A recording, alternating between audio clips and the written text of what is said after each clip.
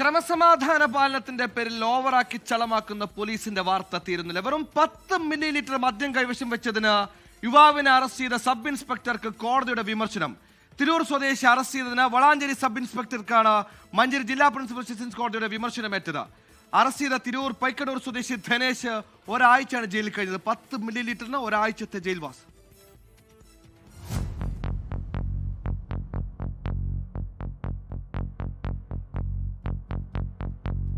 ധനേഷിനെ സ്വന്തം ബാർബർ ഷോപ്പിൽ നിന്ന് കഴിഞ്ഞ 25-നാണ് വളാഞ്ചേരി പോലീസ് പിടികൂടിയത്.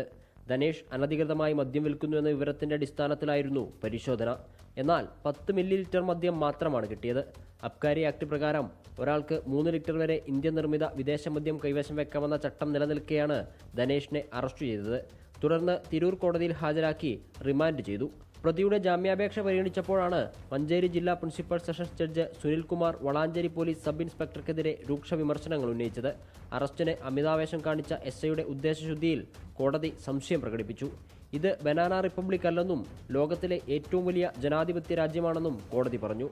ബാർബർ ഷോപ്പ് നടത്തിവരുന്ന ധനേഷ് ഷേവിംഗ് ലോഷനായി ഉപയോഗിച്ചതായിരിക്കാം ഈ മദ്യമെന്നും കോടതി നിരീക്ഷിച്ചു. ഉദ്യോഗസ്ഥനെ ബോധവൽക്കരിക്കേണ്ടത് അത്യാവശ്യമാണെന്നും ഉയർന്ന പോലീസ് ഉദ്യോഗസ്ഥർ ഇക്കാര്യം ശ്രദ്ധിക്കണമെന്നും കോടതി നിർദ്ദേശിച്ചു. 24 മലപ്പുറം.